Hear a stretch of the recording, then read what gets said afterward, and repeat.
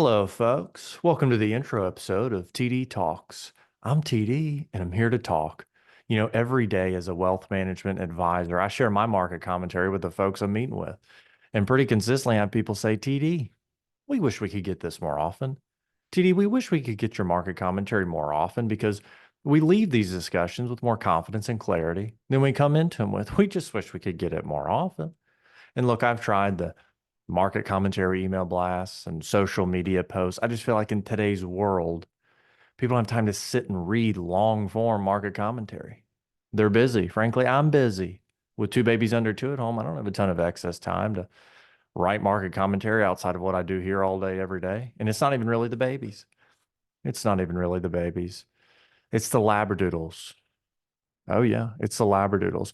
They're loud, they're messy, and they're needy. And I really want to emphasize needy. And I can't ride under those conditions. Plus, you can't read market commentary while you're driving. It's not safe. So don't do it. You can't read market commentary while you're working out if you're actually working out. I mean, imagine trying to read market commentary at an Orange Theory. You could hurt yourself.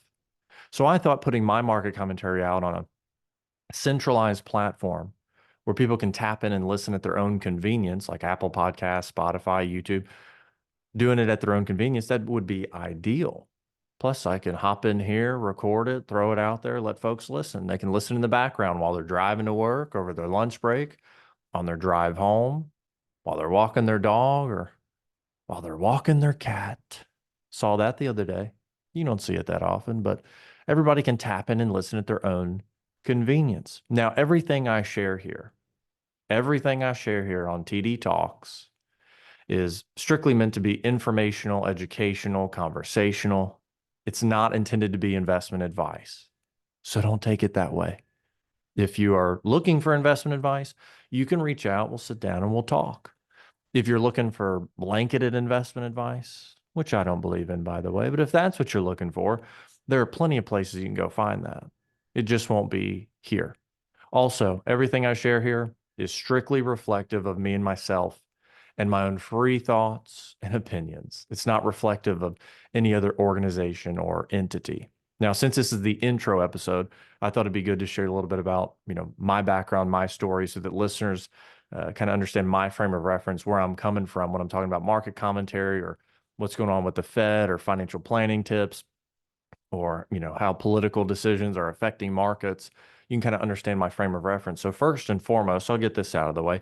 This may come as a big surprise. This may come as a big surprise. My name's Taylor Davis. I know that may come as a shock because most people call me TD. That's been a nickname that's been with me since I was a little boy. I grew up playing football, grew up playing quarterback. And when I was little, my family would come to all my games, and my grandfather would be there with his camcorder. He'd have that camcorder out. You remember the camcorder. Everything's iPhone now, but he'd have that camcorder out because when you're playing quarterback in second and third grade, it's very serious. It's very serious. You got to do film study, and you can't improve what you don't measure. That's a fact. That's a fact. You can't improve what you don't measure. So we do film study. We go home after the games and we watch the film. And when we would watch the film back, every time I'd throw a touchdown pass, my father and grandfather would say, there's another TD for TD, because my favorite player at the time, my favorite football player at the time, was Terrell Davis. He was a running back for the Denver Broncos, and I loved watching him play. I had the jersey, the signed helmet, the whole deal. I loved watching Terrell Davis play. And, he was the OG TD. He was the OG TD. And then I came along. Now I got to carry the torch. I got to do my thing. But I loved watching him play, and they stuck me with that nickname. And then teammates picked it up, classmates, and now I've, even carried it into my, adulthood and professional life. Speaking of professional life, I've been in or around the investment industry since 2012. I got my first little internship as a senior in high school with a mentor, and I was hooked from then. I loved it. I found it so interesting. And I've been an advisor myself. I'm a wealth management advisor now, but I've been an advisor myself since 2016.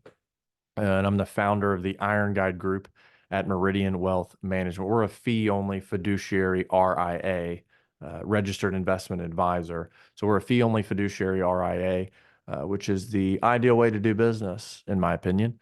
And I love what we do. I love our team. I love our culture here. I love this building. This is a beautiful building.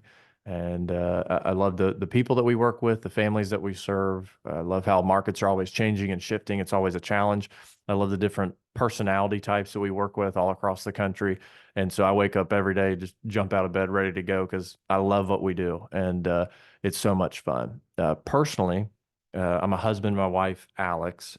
We've been together since we were very young. We started dating in 2008. We met in a little Baptist church in Boone County, Kentucky. We live in Lexington now, but we met in that little Baptist church in Boone County, Kentucky, and have been together since 2008. And we've just been inseparable ever since. We have a little toddler named Harrison. I don't know why I said little. I don't know why I said little, and nothing little about him. He's a massive toddler, but a toddler nonetheless. And then we have a baby girl on the way, baby Harper. She's due at the end of April. I think she's coming early. I think she's coming early. The professionals, they say she's coming on time like Amazon Prime. I think she's coming early, to tell you the truth. For the record, I think she's coming early.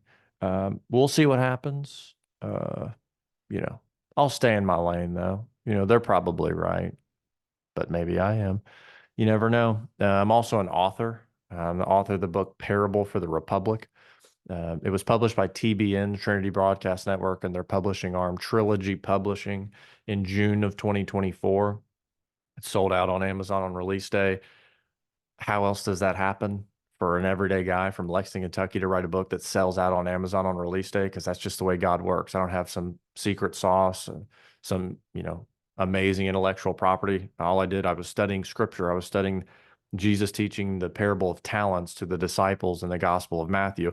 And I saw so many parallels. I saw so many parallels between that parable and our modern American culture. And so I just kind of connected the dots, wrote the book, and it took off from there. The most energizing part of being an author has been the people who've reached out to me after they've heard me speak somewhere, they've read the book, and just share with me this affirmation that, they're going to start multiplying their talents instead of burying them as the parable teaches.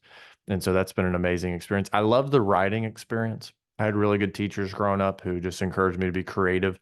And so I love the creative writing and just, the art behind creating something, the art behind writing a book and finding a unique way to educate people and inspire people. I love that part of it. Editing, not so much. Editing, not so much. I use something called country grammar. Ever heard of it? Nelly wrote a song about it. That's how important it is. I use country grammar, which is not ideal for professional published literature. I remember getting a call from one of the editors and they said, "Excuse me, Mr. Davis, what does fixing to mean?" And I said, "What page is it on?"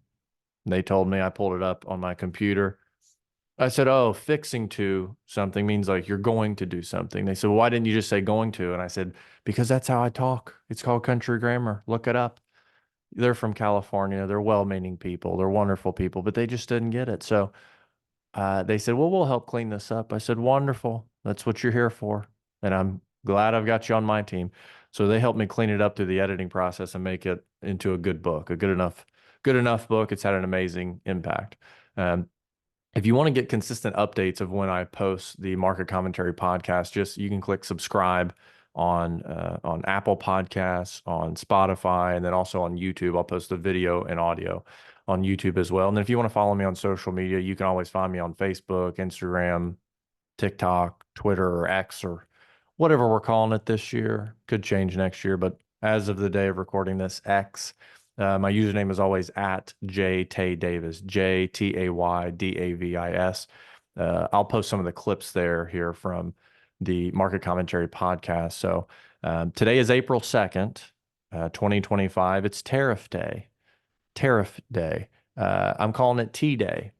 Like D-Day, but T-Day. Tariffs are hitting. Reciprocal tariffs are hitting. So I'll be back here very soon with actual market commentary. So thanks for tuning into the intro episode of TD Talks. See you soon.